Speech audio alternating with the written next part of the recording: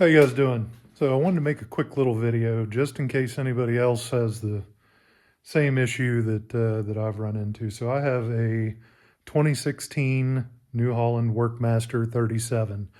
It's got the little Shibaru, I think that's how you say it, 3-cylinder diesel engine, and unfortunately, it does have a DPF. So when I bought the tractor about a year ago, first thing I noticed, when I started it up, the regen light was on. Salesman said, it just needs to regen. No big deal. I know they do it, especially with a tractor that has 1,000 hours on it. So got the tractor, ran it all this year. Great tractor. It's been awesome. But it would regen about every 5 hours when I first got it. Kind of annoying, but not too big of a deal.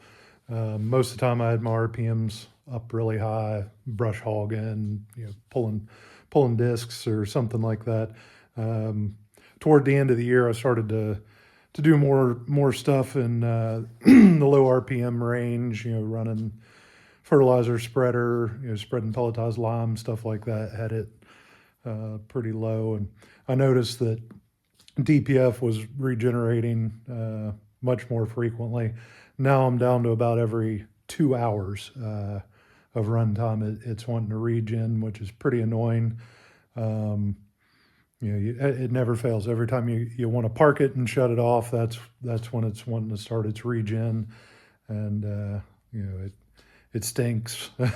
Literally, it smells terrible when it's occurring, and you're supposed to leave the engine running 1,800 or 2,000 RPM until it finishes its cycle, so you're just kind of wasting fuel. So I watched a bunch of YouTube videos, saw all these guys taking their DPFs apart, and it looked like a pretty simple job for the most part. They were taking it apart, pressure washing it. I don't know if I wanted to pressure wash it or not, so decided to call around, see if there's any places that specialize in cleaning DPFs, and luckily the Caterpillar dealership about 2 miles from my house, they actually do it. $350 for them to do one type, and if that doesn't work, they bake it, and it's another $350. So it could be $350, could be $700. Either way, it's cheaper than messing up one of these DPFs and having to replace it. I looked on Messic's website. Just the filter is $6,300, I think. The entire assembly is like $8,300. It's absolutely stupid. Tier 4 has to go away. That's a whole nother subject. But anyway, I decided, all right, well, I'm going to take my DPF off and take it down to Caterpillar and let them do what they need to do. Know that everything's in good working order, and hopefully won't have to fight with it for a couple hundred hours. And that's when I realized that this engine's a little different. The DPF system on this one is not the simple take the band clamps off of either end and disconnect a couple hoses and the canister just slides out. This one you have to pull the entire assembly out, and it's not the easiest thing in the world. I got lucky on some of the bolts on the exhaust manifolds, the downpipe, stuff like that usually break, at least on a car or a truck that's exposed to salt and things like that. They break every time you try to take them off. Luckily, they all came out, but I just kind of wanted to walk you through, now that I've done it, it's not that difficult, especially in hindsight.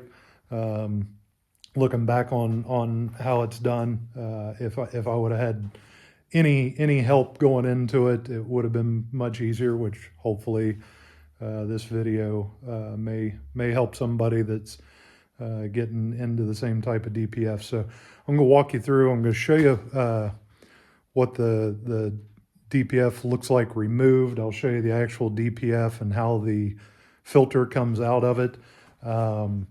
Hopefully I can show you some of the process at Caterpillar if I get a chance. you know, of them baking it. I doubt they'll let me, but you never know.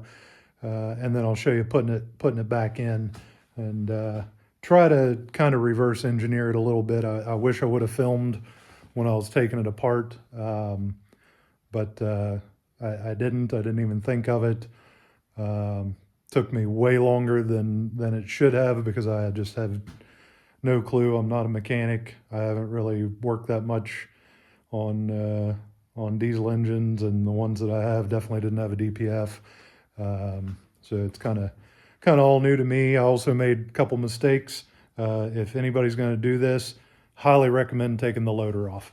I left the loader on, and I also left the pallet forks on, and stepping up and over the loader every time I need to get in there probably doubled the amount of time that this took. I'm not a small guy. I'm about 6'6", so being bent over and hunched into the engine bay under the hood definitely took a toll on my back. So if you can disconnect your loader, if it's a quick disconnect loader, highly recommend taking that off before you do it. It'll make it so much easier to get into some of the stuff in the sides. So I'll walk you through, kind of show you what I'm looking at now, what I got out, what issues I ran into, and some things to avoid. So this is what the DPF looks like once you take it off, and I just loosely put it back together to show you here. So there's three main components. This top part, I think, is called a DOC or something like that. It may be considered a catalytic converter. I'm not entirely sure, but you know, it's, or the other end. I'm sorry, the other end's the DOC or catalytic converter. So this is the exit side. This is where the cleaned stuff needs to go through. You've got one little hose that connects there. That's for a differential pressure sensor, which I'll talk about that in a minute. I broke mine, and they are about $250 to replace. I've super glued it to try to put it back together. We'll see how it works. So once you take that off, there's two gaskets, and then this is your filter cartridge. So this is what's going to get baked. I did blow it out with compressed air. Tons and tons of stuff came out of it. I couldn't believe how much crud came out just with compressed air. So this part alone, $6,300 on Messic's website. Then this part of the assembly, I don't think you can take that part out. This is the first stage of it. I don't know if it's the DOC, I think is what they called it, or catalytic converter. You know, you've got another bung here for a temperature sensor. This is a temperature sensor. I cannot, for the life of me, get this one to come out. I don't have a flared wrench, and regular box end wrenches, I was literally bending them, trying to get it apart, or trying to get it to twist. I don't want to break it off. I don't know what the heck the deal is, but I think it can be left in place. So I just disconnected it back by the firewall. So over here on the other side, this is another pressure differential port. I'm pretty sure that's what determines when to regen. I think it tests the pressure on one side of the filter, pressure on the other side of the filter, and when there's too much differential, it says it needs to regen. So you've got little rubber hoses that'll hook to that, and then there's where your downpipe for your exhaust bolts in. So this is at the back of the engine by the firewall. I did also try to blow this out a little bit with compressed air, and just took a wire brush on the inside, because it looked like the inside of a chimney that hadn't been cleaned for 50 years. So once we get up in here, as you can see, you know, stepping over this every time is a pain. You know, you have that much space to get over in to work. The DPF sits on top of the engine in that cradle right here. There's just metal bands that go over the top and hold it in place. They were easy to remove. Here's your exhaust. The clamp that's on it, it's slid down the side of the exhaust now, but it loosened up easy, wasn't a big problem. This connector is what goes into the pressure differential sensor, the one that I broke the nipple off of. So I'm not sure of a better way to get it off without breaking it. It's really flimsy, and the hoses are on there super tight. So then we get to the back here. This was one of the hardest things to do, this downpipe for the exhaust, where it bolts in. 3 of the bolts and nuts are fairly easy to get to, but then there's one, and I have no idea why they designed it this way. You've got to come in from over here. This one down here, the bottom left, you can't tell on the camera, but there's no angle to go straight in this way to get onto it. And then there's so much junk in the way over here, you almost can't come in this way, and you can't come in from the top because the other flange is in the way and the canister's in the way. So it was a real pain. Luckily, that one wasn't very tight, and I was able to kind of use a ratcheting wrench and just kind of flick it up and down and get it to move and back it off. So really lucked out there. All right, so coming around to the other side of the tractor here, you've got these temperature sensors. There's actually 3 of them. That one of them I have tucked out of the way back here, but you got to remove. Those 2 came out of the canister, no problem. The one all the way back here is the one I showed you that was stuck. So that connector is right here. It was a pain to get apart. That's what it looks like, just in case you can't see it on yours, because it was all tucked up in here on mine. So pulled that out, made it easier.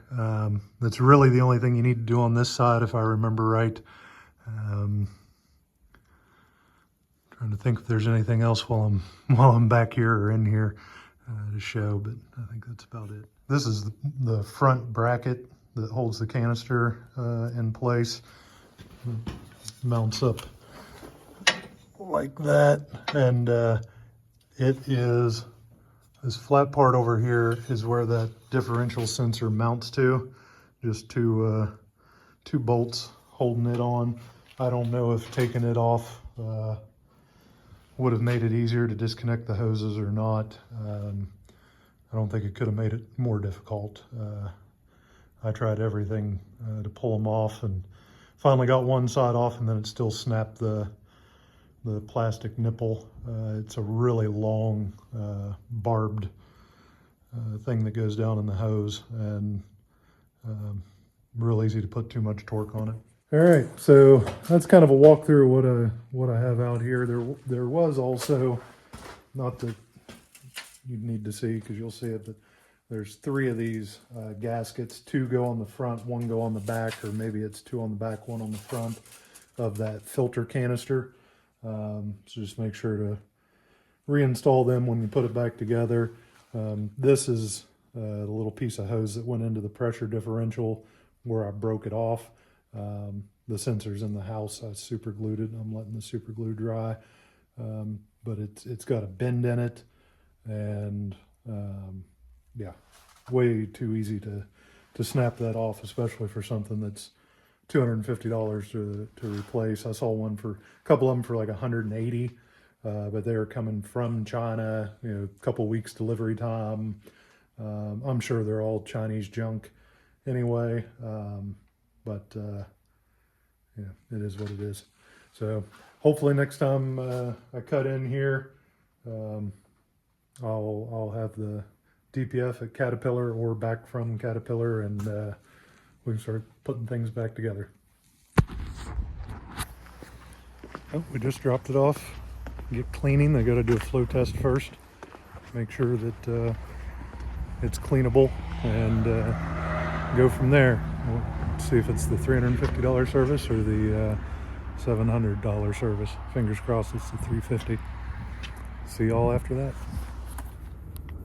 All right, so we're back here at the Caterpillar dealership. Just picked up the cleaned DPF. I'm just showing you this just in case any of it would make sense to somebody. They first did the pulse cleaning, and they thought there was room for improvement, so they baked it after that. Took another day. Didn't get any additional improvement with baking. A little disappointing because it's another $350 to bake it. But these are the numbers down here. They couldn't get anything from the manufacturer, so they're estimating the flow amount, and 5.0 to 5.5 is where it's supposed to be after cleaning. Mine was 5.6, which is kind of right there on the edge. But you know, I think the initial, it was 5.8. So I'm sure that the difference between 5.8 and 5.6 is significant. I did blow it out with compressed air before I brought it down. So I don't know what it would have tested at before blowing it out, but hopefully this makes a difference, and we'll get her installed and see if it wants to regen immediately again. All right guys, we're back out here getting ready to put everything back together. Hopefully you can hear me. It's right at 5 degrees outside, so I have the big shop heater running, trying to warm it up a little. Anyway, I wanted to show you something before I dive into putting it back together. Two things actually. One, the piece that I broke. So that barbed plastic piece right there is what I broke off disassembling everything. That's the part. This is the differential pressure sensor. You'll see it when it's put back on, but I just wanted to show you what it looks like when it's off. The other thing I want to show you is when you're taking this apart. So this is down in the DOC. These bolts all the way around, I could not remove them without removing the entire unit. If I could have broke them loose, I might have been able to just pull the front off and slide the filter out. It might have gotten in the way of the radiator may have gotten in the way. I don't know. But the ones that are up here, you know, when it's setting in the tractor, the ones that are at the top of the engine, you can get to them real easy. But the ones down here, you can barely get a wrench on them, let alone get a wrench. And I had to hit the wrench with a hammer on each one of them to break them loose. Just boom, boom, boom. Broke them loose, and then they came off no problem. So, you know, I think if for some reason on yours you can get them loose without taking the whole thing out, you might be able to avoid removing the exhaust inlet side and having to fool with some of these sensors. So this is the EGT probe that is stuck inside and I can't get out, but luckily I didn't need to remove it. Anyway, I'm gonna get to putting things back together, and if I run into anything, I'll show you. If not, hopefully next thing you see is me firing it up. Alrighty guys, I think I got it all back together. I sure hope I'm not forgetting anything.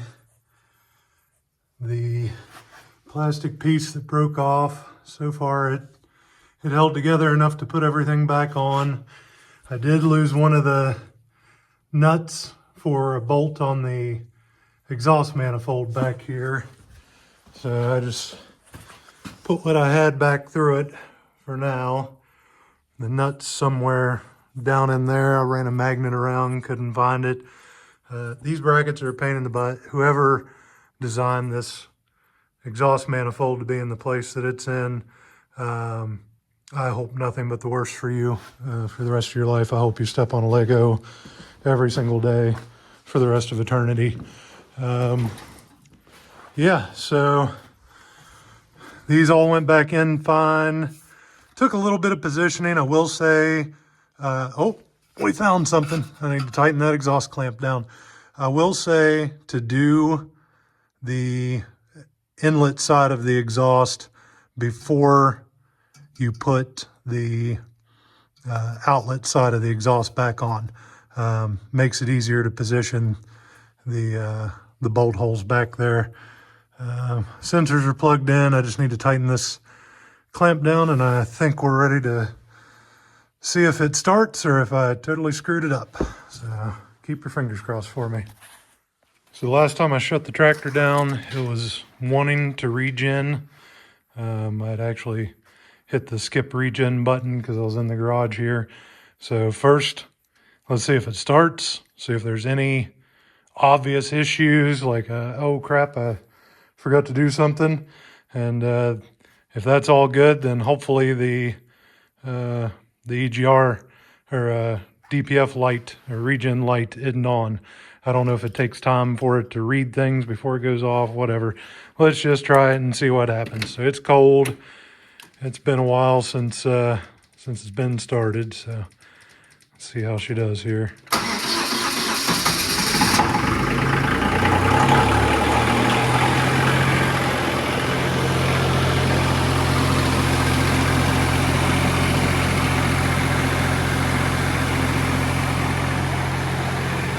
So far, so good. Regen light is still on. So, don't know what that means, don't know if it'll clear.